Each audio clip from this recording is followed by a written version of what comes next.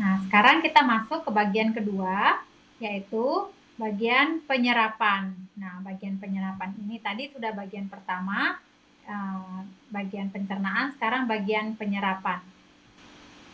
Nah, di bagian pencernaan ini kita akan melihat bahwa apa-apa saja komponen-komponen dari sel yang turut untuk bekerja sama di dalam proses penyerapan ini. Nah, kita lihat bahwa darah itu salah satu komponen utamanya gitu ya untuk menyerap gitu.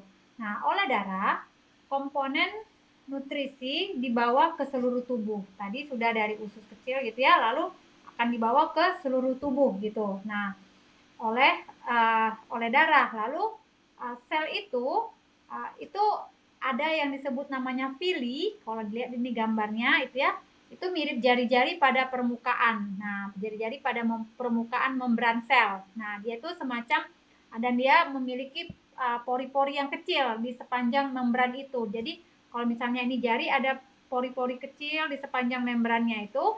Nah, dan ini pori-pori ini ada di usus kecil dan usus besar, dan inilah yang membuat penyerapan berhasil gitu. Jadi tadi diserapkan oleh usus kecil, dan di usus kecil itu terdapat namanya villi, dan villi ini ya memiliki pori-pori di sepanjang membran selnya itu, dan disitulah dia bisa menyerap komponen-komponen yang dibawa oleh darah gitu ya. Nah, baru setelah itu komponen lain yang akan diserap oleh villi di dalam usus kecil ini itu adalah garam-garam, bukan garam-garam dapur ya, tapi garam-garam tisu gitu kan. Lalu mineral-mineral gitu ya, lalu vitamin gitu, lalu tanin, alkaloid, flavin. Nah, itu adalah hal-hal yang diserap oleh sel gitu.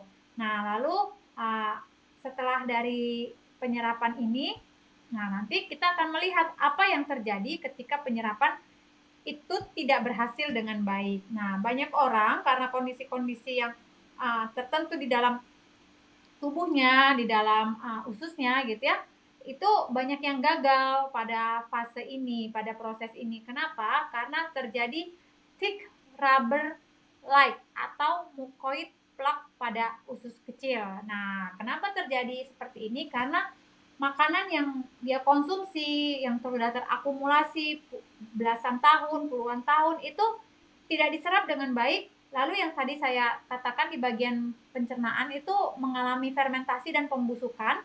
Lalu akibatnya apa? Nempel di dinding sel gitu, nempel di dinding sel usus gitu. Lalu di usus itu ya terjadilah penebalan gitu, kayak plak. Nah, tadinya ususnya misalnya lubangnya seperti ini ya, porinya gitu, apa utuhnya, ruangnya gitu.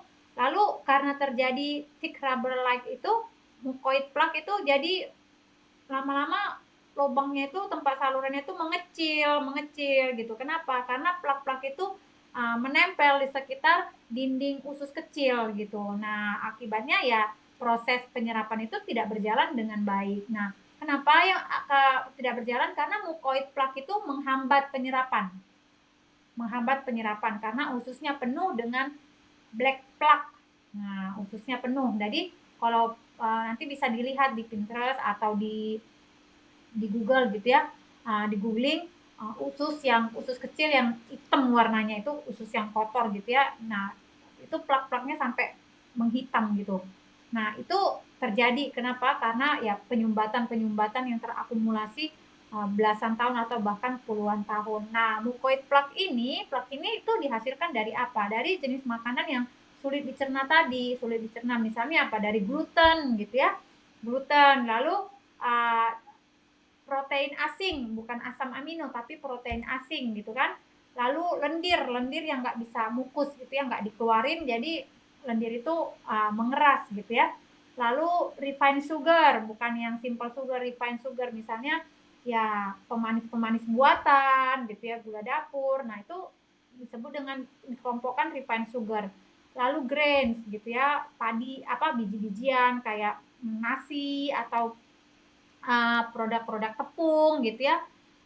Lalu daging, meat gitu, daging ini kan sifatnya asam. Kalau kita sudah mempelajari karakteristik binatang-binatang berdasarkan anatomi dan fisiologisnya, jenis makanannya, nah kita tahu bahwa daging itu ya sifatnya asam gitu. Lalu produk susu, entah itu susu yang difermentasi, susu yang dikalengkan, atau susu yang dibentuk bubuk, nah itu dairy products itu semuanya menyebabkan mucoid plak, menyebabkan plak pada sel usus gitu, yang berasal dari GI tract ya, dari mulut ke esofagus sampai ya ke usus kecil, yang itu semuanya membuat proses penyerapan itu tidak berjalan dengan baik. Nah, kenapa? Karena ya makanan yang dihasilkan itu terhambat, tidak dikeluarkan, tidak diproses dengan sempurna. Nah, ini yang menyebabkan peserta manusia yang memakan produk gluten, mukus, protein asing yang bukan asam amino, refined sugars, baru